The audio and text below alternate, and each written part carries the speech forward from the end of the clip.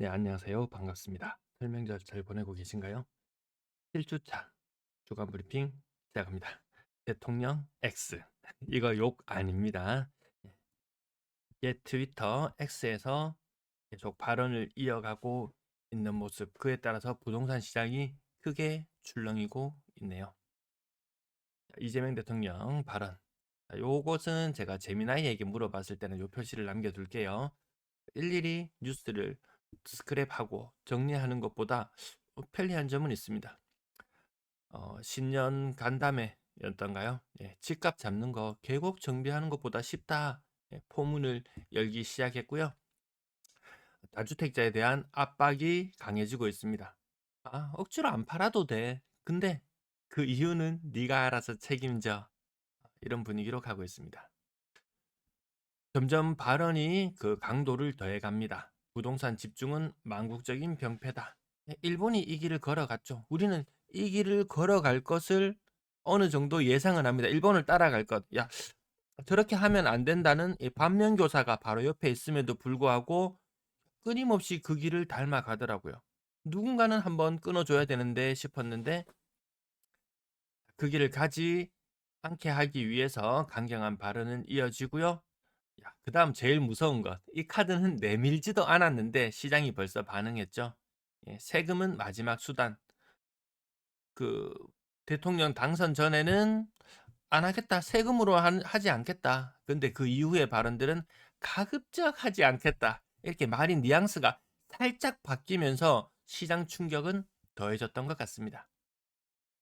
자, 그에 따라서 서울의 매물이 많이 증가하는 모습도 지켜볼 수 있습니다. 우선 아파트 수부터 한번 대충 감으로 한번 살펴보면요.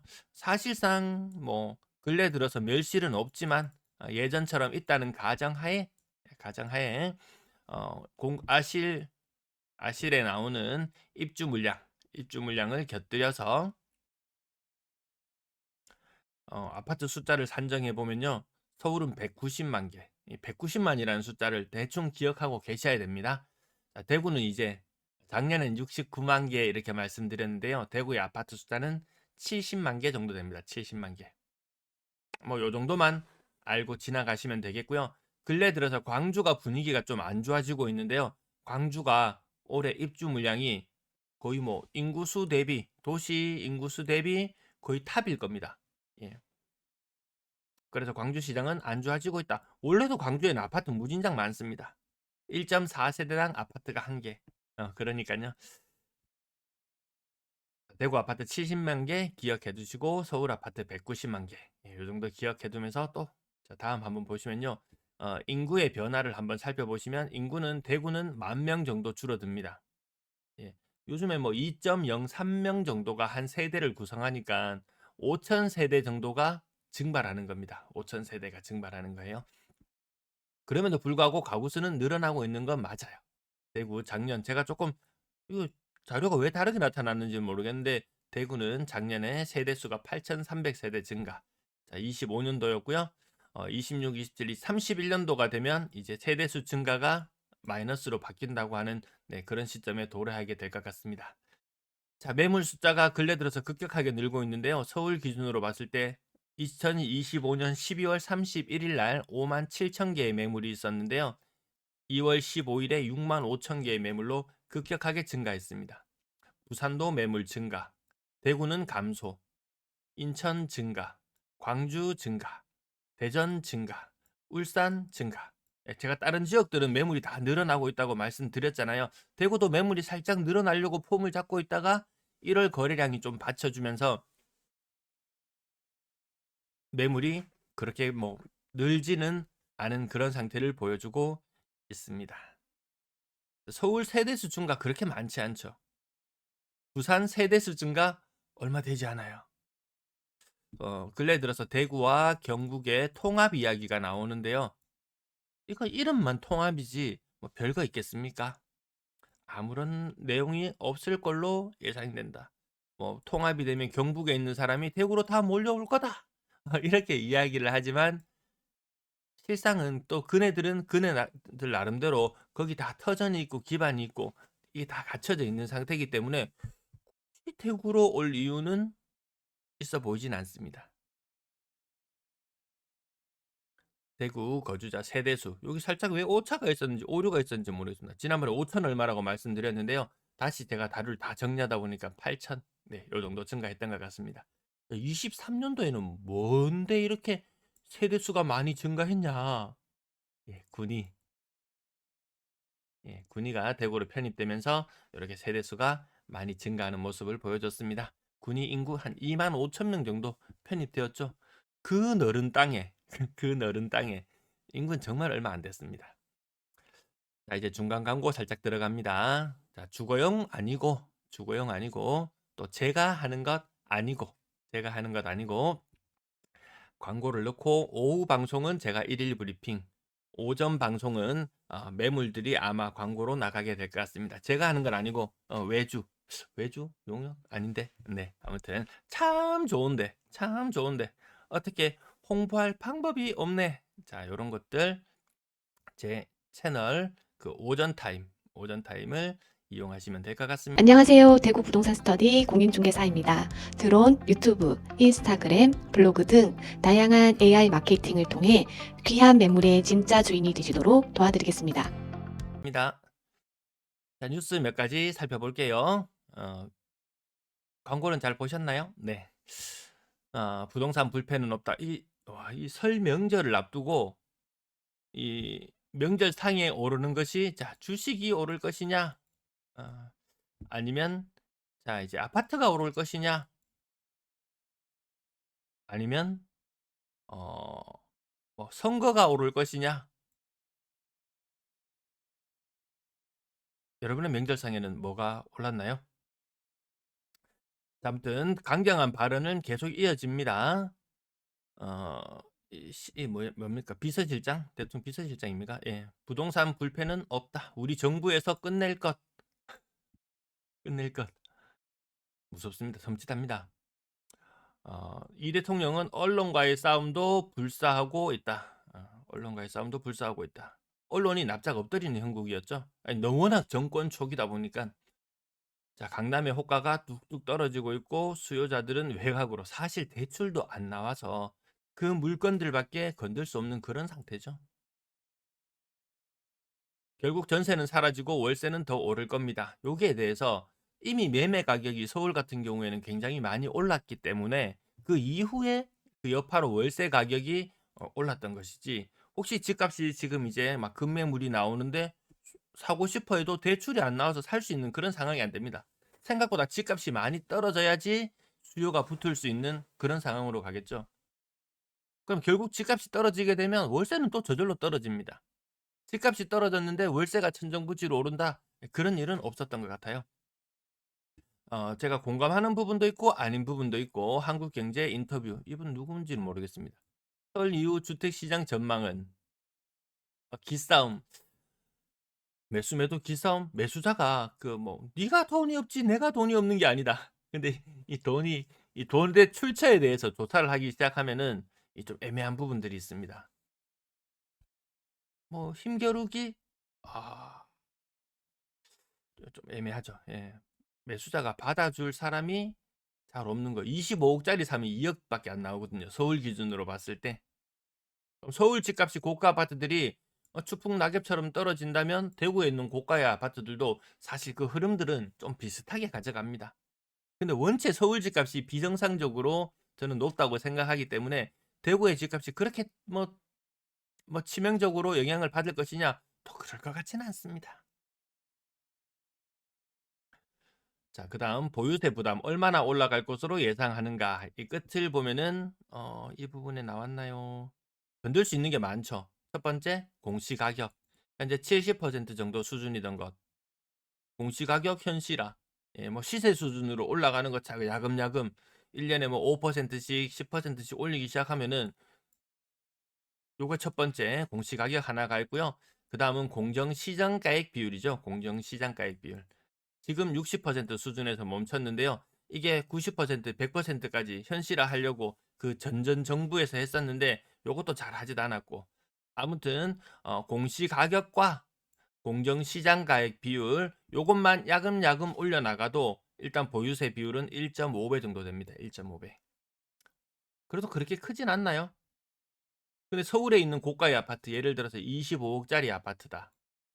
보유세, 막 종부세 이런 거 걸리는 그런 구간으로 접어들면은 생각보다 그게 좀 뼈아플 수는 있습니다.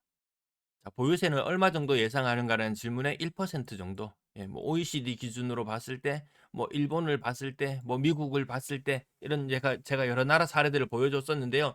그런데 보면은 1% 정도 되는 것 같습니다. 25억짜리 집을 가지고 있다. 1년에 1% 낸다. 2,500만 원.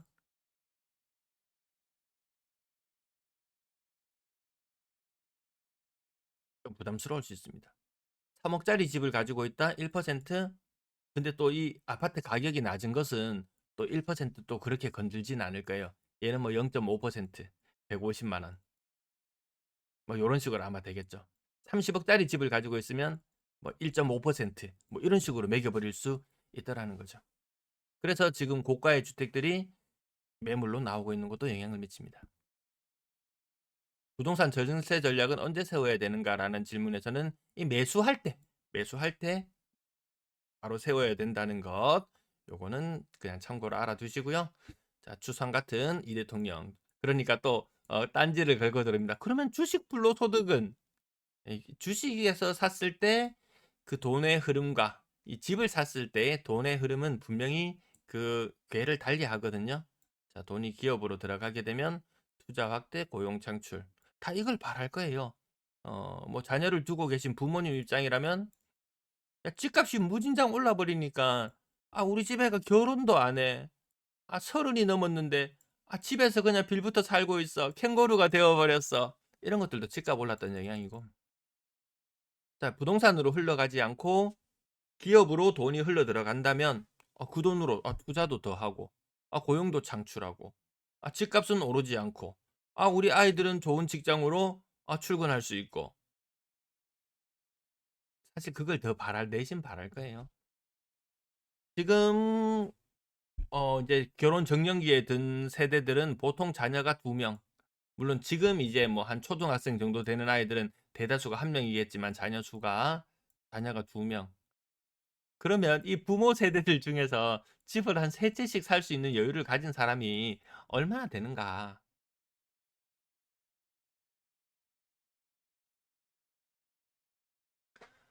자, 코스피 질주 올해만 30%. 야, 이거 좀 선 넘었다. 제가 증권주에 대해서 한 번씩 말씀을 드렸는데 미래에셋증권. 야, 진짜 선 넘었다.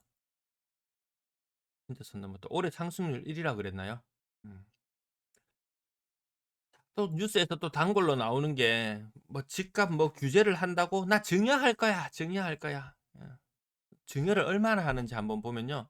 아파트, 빌라까지 포함해서 서울 기준으로 12,000건. 뭐 빌라 제외하고 나면 대충 한 10,000건 정도 된다고 생각해 봅시다.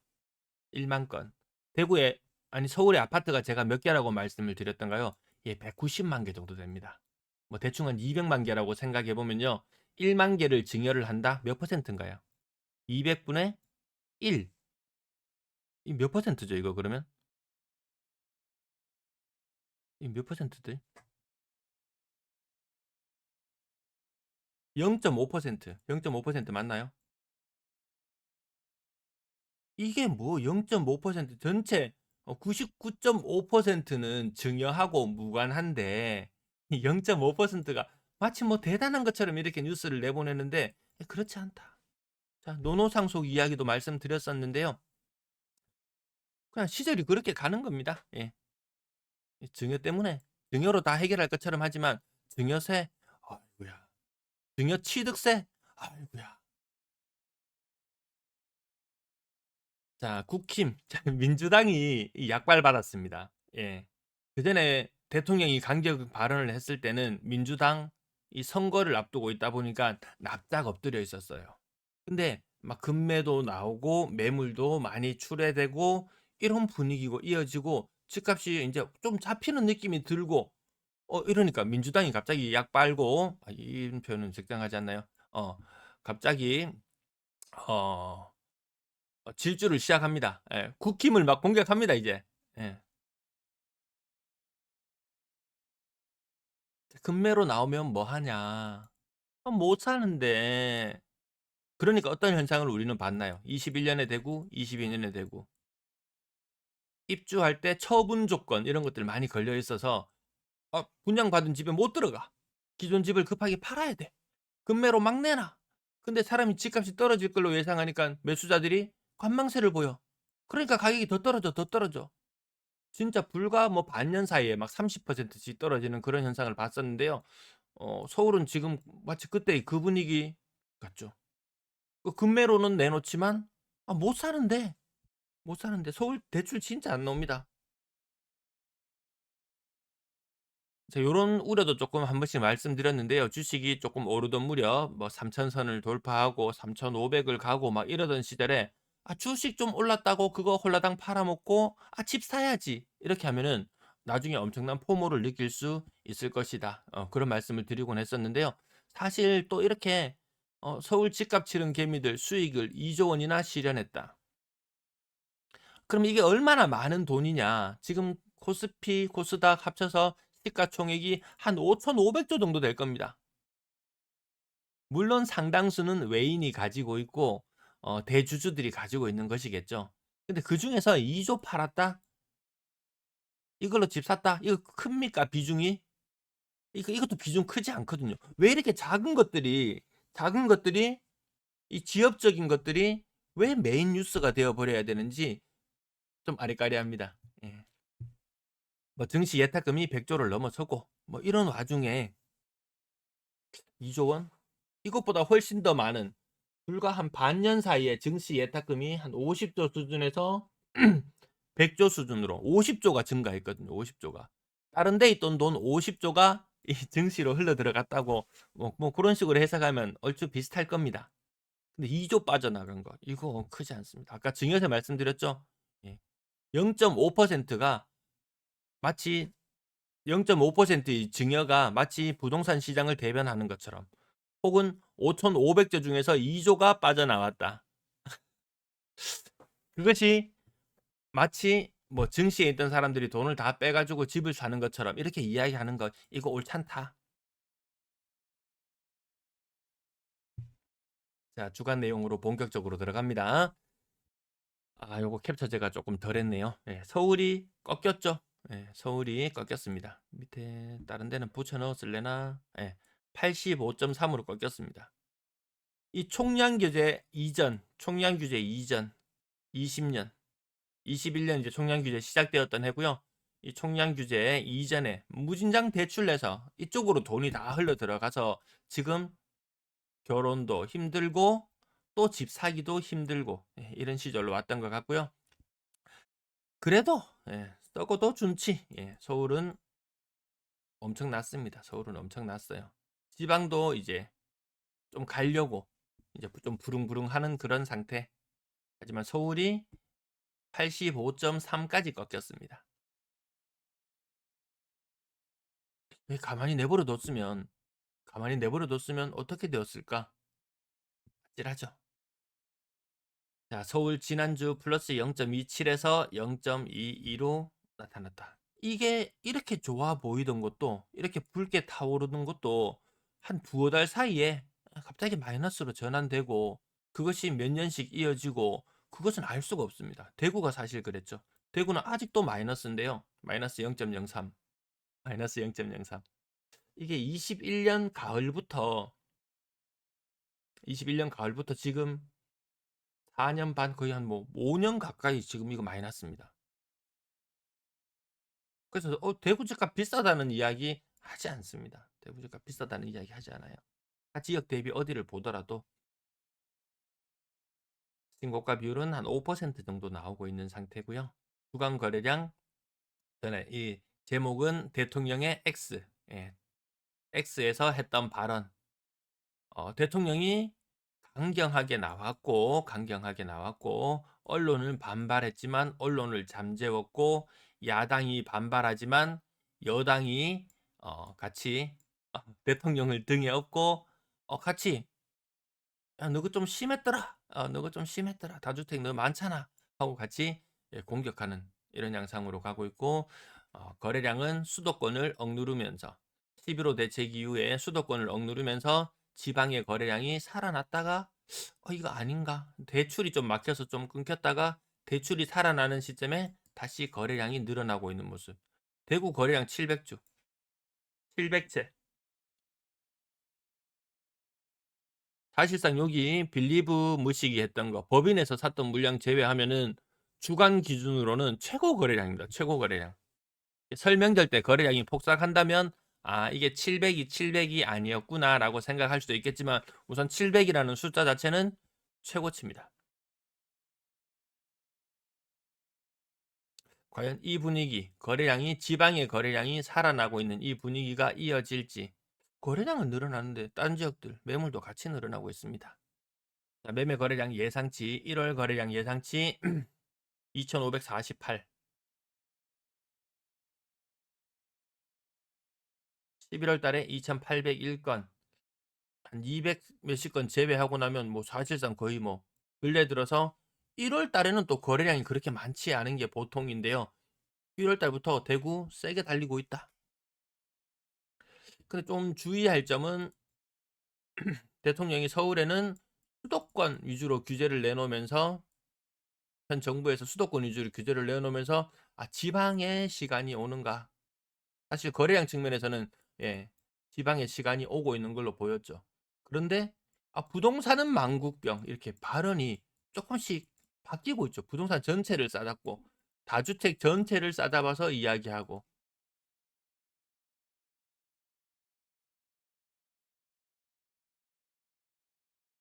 요거 좀 생각해 봐야 될 문제. 그전에는 야, 지방은 괜찮겠네. 이제는 부동산은 좀 그런가? 근데 대구의 열기는 식을 줄 모르고 있습니다. 자, 매매 거래량 항상 이 붉게 물타오르는 붉게 타오르는 요런 색깔 분위기 안 좋다는 느낌이었고요. 초록색일수록 좋은 느낌인데 대구는 거래량 굉장히 양호한 상태다. 전세 거래량은 월별 기준으로 1,400, 1,500건 정도 나오고 있습니다. 대구의 전세 거래는 또 시원찮습니다. 전세 거래는 시원찮아요. 매물이 없잖아라고 이야기할지도 모르지만 다른 지역 대비 대구는 전세 매물이 굉장히 많은 도시거든요.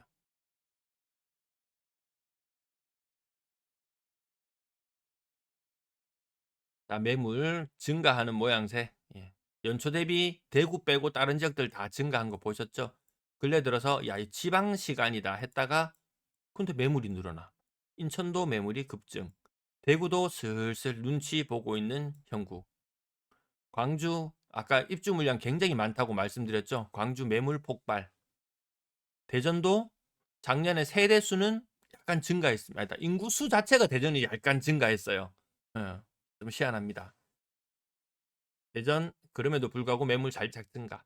울산도 매물이 증가하려고. 지방치고는 가격이 좀 올랐거든요. 매물이 증가하려고 폼을 잡고 있다.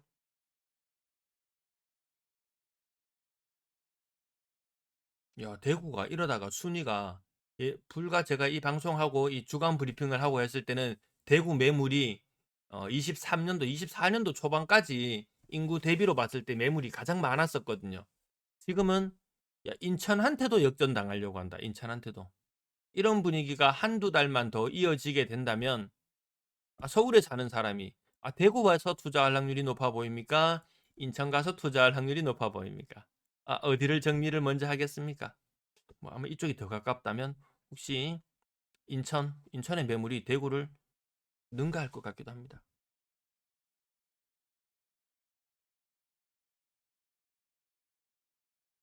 전세 매물은 감소하는 것도 증가하는 것도 있다.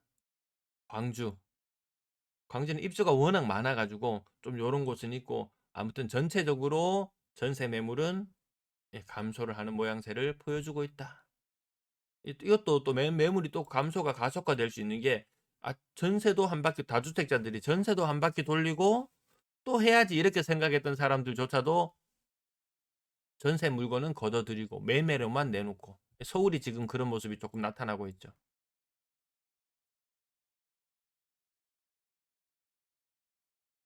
전세 매물 인구 대비로 했을 때 대구가 제일 많은 동네 맞습니다.